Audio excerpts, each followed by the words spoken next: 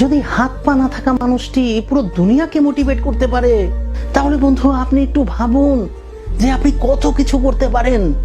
9 বছর বয়স পর্যন্ত যে মানুষটি কথাই বলতে পারতো না, সে যদি এ দুনিয়ার মহান সায়েন্টিস্ট হতে পারে, তাহলে বন্ধু আপনি একটু ভাবুন যে আপনি কত কিছু করতে পারেন। 24 বছরের ছেলেটি যদি 4000 কোটি টাকার কোম্পানি চালাতে পারে, তাহলে বন্ধু আপনি একটু ভাবুন যে আপনি কত কিছু করতে পারেন। আর যে মানুষটা না চলতে পারে না বলতে পারে, আর সে মানুষটাই যদি পুরো দুনিয়াকে নাড়া দিয়ে দিতে পারে, তাহলে বন্ধু আপনি একটু ভাবুন যে আপনি কত কিছু করতে পারেন।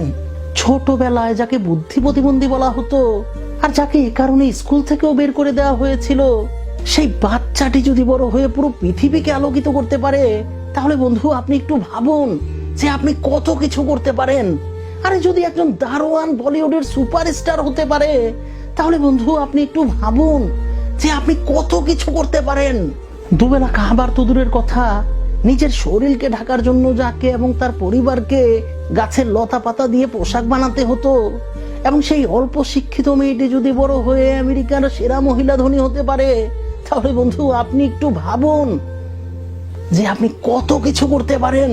সংসারের হাল ধরার জন্য যাকে ছোটবেলায় চায়ের দোকানে কাজ করতে হয়েছিল, সে যদি বড় হয়ে ভারতের প্রধানমন্ত্রী হতে পারে, তাহলে বন্ধু আপনি একটু ভাবুন যে আপনি কত কিছু হতে পারেন। জীবিকা নির্বাহের জন্য যে মানুষটিকে মিডল ইস্টে গিয়ে 2 বছর পেট্রোল পাম্পে কাজ করতে হয়েছিল, সে মানুষটি যদি পরবর্তীতে ভারতের সেরা ধনী হতে পারে, তাহলে বন্ধু আপনি একটু ভাবুন যে আপনি কত কিছু করতে পারেন। আরে ক্লাস 9-এ 3 বার ফেল হওয়া ছেলেটি যদি জেদ নিয়ে একাগ্রতার সাথে পরিশ্রমের মাধ্যমে নিজেকে বিশ্ব সেরা ক্রিকেটার বানাতে পারে, তাহলে বন্ধু আপনি একটু ভাবুন যে আপনি কত কিছু করতে পারেন।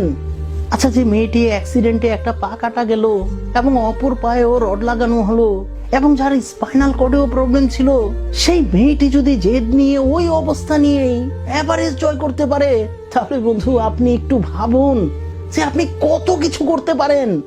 যদি একজন মিডল ক্লাস ছেলে গুগলের সিইও হতে পারে, তাহলে বন্ধু আপনি একটু ভাবুন যে আপনি কত কিছু করতে পারেন। আরে একজন বাসের কন্ডাক্টর যদি সুপারস্টার হতে পারে, তাহলে বন্ধু আপনি একটু ভাবুন যে আপনি কত কিছু করতে পারেন।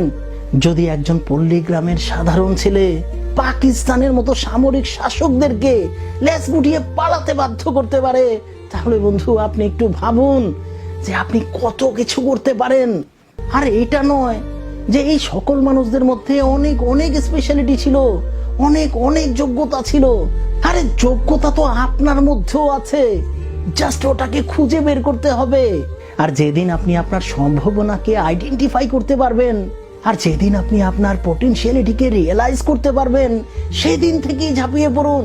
যেভাবে সিংহ তার শিকারের উপর ঝাঁপিয়ে পড়ে, তখন পৃথিবীর কোনো শক্তি আপনার স্বপ্ন পূরণে বাধা হতে পারবে না। আপনি ওই সব কিছু করতে পারবেন যা আপনি করতে চাচ্ছেন, এবং এই শক্তি, সামর্থ্য, যোগ্যতা আপনার ভেতরেই আছে। তাহলে আপনি নিজেকে এত দুর্বল কেন ভাবছেন? আরে বন্ধু, দুর্বল আপনি নন, দুর্বল আপনার চিন্তা ভাবনা। নিজের চিন্তা ভাবনাগুলোকে উন্নত করুন, নিজের ভেতরের সক্ষমতাকে চেনার চেষ্টা করুন। বন্ধুরা, এই ভিডিওতে বলা কথাগুলোর সাথে যদি আপনি একমত হন, তাহলে নিচে কমেন্টে নিশ্চয়ই জানাবেন, এবং এই দৃষ্টিভঙ্গিটাকে, এই চিন্তা ভাবনাগুলোকে পুরো দুনিয়াতে শেয়ার করে দিবেন। মহান সৃষ্টিকর্তা আমাদের সকলকে সহজ এবং সরল পথে চলার তৌফিক দান করুন। আপনার জীবন মঙ্গলময় হোক, শান্তিময় হোক, এ প্রত্যাশা রেখে আজকের মতো বিদায় নিচ্ছি। আসসালামু আলাইকুম।